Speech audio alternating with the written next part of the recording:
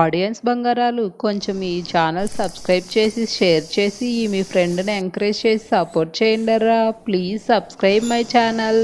మీ చేతి నా వంట. ఫ్రెండ్స్, ఈరోజు మనం చాలా హెల్దీ స్నాక్ రెసిపీ రాగి అప్పాలు, రాగి చెక్కలు ఎలా చేసుకుందామో చూద్దామండి. ఒకే పిండితో చెక్కలుగా చేసుకోవాలంటే డీప్ ఫ్రై చేసుకోవచ్చు, అప్పాలుగా చేసుకోవాలంటే మనం తవా ఫ్రై చేసుకోవాలి.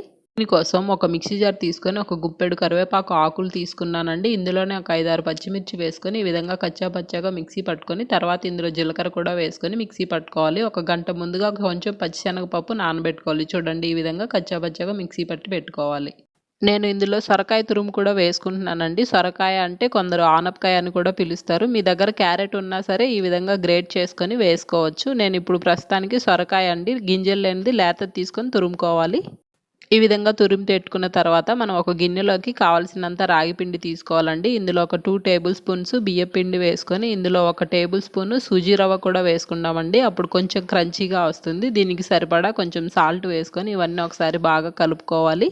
సాల్ట్ అంతా బాగా కలిసేలాగా పిండి అంతా కలుపుకొని ఇప్పుడు కచ్చా పచ్చాగా మిక్సీ పట్టి పెట్టుకున్నటువంటి పచ్చిమిర్చి వేసుకోవాలి. ఇందులోనే ఒక గంట ముందుగా నానబెట్టుకున్నటువంటి శనగపప్పు కూడా వేసుకొని మరొకసారి ఇదంతా కలుపుకోవాలి. ఇందులో మనం ఇప్పుడు గ్రేట్ చేసి పెట్టుకున్నటువంటి సొరకాయ వేసుకుంటున్నామండి. దీనిలో చెమ్మంతా పిండికి బాగా పట్టేలాగా బాగా కలుపుకోవాలండి. మనకి ఈ వాటర్ సరిపోకపోతే కొంచెమే వాటర్ వేసుకోవాలి. మ్యాక్సిమం సొరకాయలో చాలా ఎక్కువ నీరు ఉంటుంది. మీకు కావాలనుకుంటే ఇందులో పచ్చి కొబ్బరి అయినా గ్రేట్ చేసుకోవచ్చు, క్యారెట్ అయినా గ్రేట్ చేసుకొని వేసుకోవచ్చు అండి. చాలా బాగుంటుంది. చూడండి, మాయిశ్చర్ అంతా ఈ విధంగా పిండికి బాగా పట్టిన తర్వాత మనకు కొంచెం వాటర్ అయితే ఈ విధంగా కొంచెం వాటర్ వేసుకొని పిండి అంతా బాగా గట్టిగా చపాతీ పిండిలాగా ఈ విధంగా కలుపుకొని ఒక 10 నిమిషాలు పక్కన ఉంచుకోవాలి.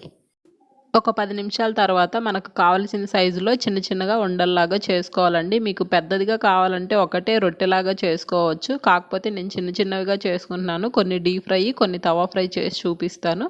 ఇప్పుడు ఈ పిండిని చెక్కల్లాగా చేసుకోవాలంటే స్టవ్ మీద డీప్ ఫ్రై కోసం ఆయిల్ పెట్టుకోవాలి. అది అప్పాల్లాగా కావాలంటే చపాతీ పెనం పెట్టుకొని ఆయిల్ అప్లై చేసుకున్నాను. ఇప్పుడు ఒక తడి క్లాత్ కానీ లేకపోతే ఒక పాలిథిన్ కవర్ కానీ తీసుకొని ఈ విధంగా మనకు కావాల్సిన సైజులో చేసుకోవాలి. మీకు కావాలనుకుంటే మధ్యలో హోల్ పెట్టుకోవచ్చు, లేకపోతే లేదండి.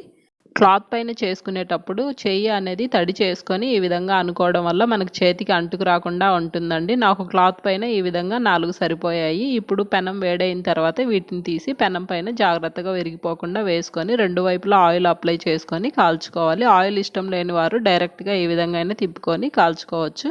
మంటని మీడియం ఫ్లేమ్లో ఉంచుకొని 2 వైపులా టర్న్ చేసుకుంటూ బాగా కాల్చుకోవాలి. ఈ విధంగా కావాలంటే ఆయిల్ అప్లై చేసుకోవచ్చు. ఇప్పుడు డీప్ ఫ్రై కోసం పెట్టుకున్న ఆయిల్ వేడైన తర్వాత మనం ఇందులో ఒక్కొక్కటి తీసుకొని జాగ్రత్తగా వేసుకొని 2 వైపులా కాల్చుకొని తీసేసుకోవడమే.